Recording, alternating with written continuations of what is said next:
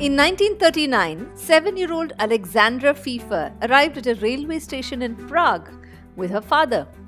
Prague was then the capital of Czechoslovakia. Her father told her that she was going on a holiday. Alexandra was excited, but she had no idea where she was headed, and she was hearing the word England for the first time. The train was filled with children, and soon it chugged out of the station. Alexandra waved to her father from the window and he cheered her on, wishing her a wonderful time. And soon the train crossed the Dutch border, where the children were treated to warm mugs of hot chocolate. The train chugged on and eventually reached England. Alexandra was one of the lucky few to leave Prague for the relative safety of England, thanks to the efforts of many people, one of whom was Nicholas Winton. Fast forward to 2024, that railway station, Praha Bubny, has now been transformed into a memorial, and a more modern railway station has been constructed nearby. But if you did visit Platform 1, you can find a statue of a man holding a small boy in one arm and a young girl's hand at the other, and there's a suitcase beside them. Now, outside the railway station, a pedestrian and cycling path has been renamed very recently as Nicholas Winton Street. This episode is about why Prague renamed one of its streets in 2024 after a British gentleman who may have visited the city for just a couple of weeks in all his life. Hello, you're listening to What's New Today, a podcast for kids and families about current events shaping our world. This is Sangeeta, your host from India, and our story today begins in 1938. A British stockbroker, Nicholas Winton, had planned a skiing holiday in Switzerland. But a friend of his, Martin Blake, sent him an urgent message asking him to come to Prague to help with the situation there. Nicholas changed his plans and arrived in Czechoslovakia, where he encountered refugee camps filled with people. What had happened was that a few months earlier, Jews from many other parts of Czechoslovakia had fled to Prague as the Germans had begun annexing their lands. The Jews feared for their lives and they were desperate to leave the country, but it was nearly impossible for thousands of them to find refuge in nearby countries. Now, around this time, Britain had passed a law that allowed Jewish children under the age of 17 to enter the country, provided each one of them had a place to stay and someone deposited £50 for each child as a guarantee that they would return to their country. So Nicholas Winton, after spending a couple of weeks in Prague, went back to England.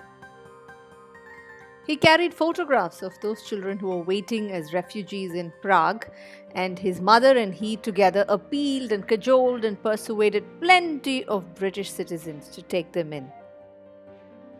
He also raised money to cover the government's £50 requirement for each child. It took them a few months, but they did manage to secure foster homes and funds for 9 trainloads of children. 7-year-old Alexandra was one of those who escaped on those trains from the Nazis' persecution. Soon after that, the Second World War broke out. These children lived in the relative safety of England with their foster families. But sadly, after the war, most of them discovered that their parents and relatives had not survived. Nevertheless, they made new lives in England. None of the kids, though, had heard of Nicholas Winton. He himself never mentioned his efforts during the war, until 1988, almost 50 years later. So one day, Winton's wife was cleaning their attic and she found a scrapbook full of photographs and names of children, and along with notes on their foster families' details. So she happened to mention to one of her friends because she was wondering what to do with this scrapbook, if she should be donating it to a museum. And it so happened that this friend of hers was associated with a TV journalist. So a few days later, Nicholas Winton was invited to this popular British TV show, That's Life. He was invited to be a part of the audience. The journalist shared Alexandra Pfeiffer's story and introduced Nicholas Winton as the man who had saved her.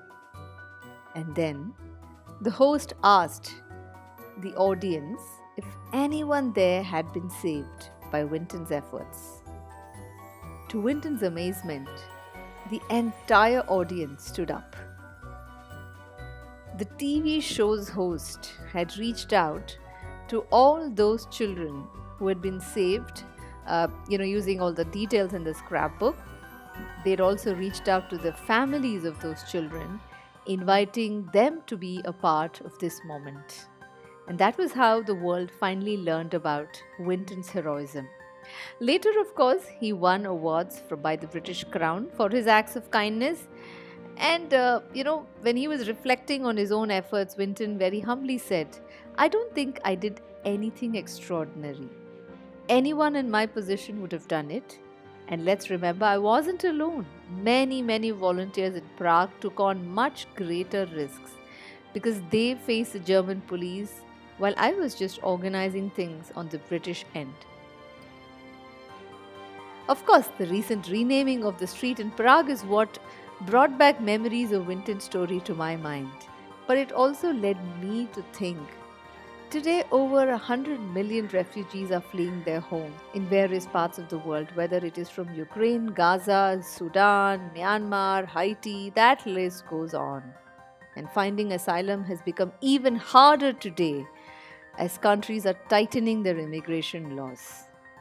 Well, I hope that the story of Nicholas Winton will sort of remind all of us that if we faced a situation where we can help a refugee in need, the Nicholas Winton inside us will rise to the occasion.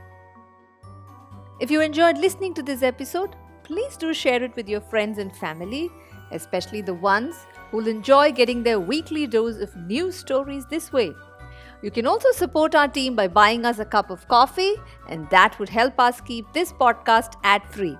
And by the way, for those of you who love the feel of a book in your hands, I'm curating the most captivating news stories of 2024. So this edition will cover stories in geopolitics as well as the latest in science, technology, and sports.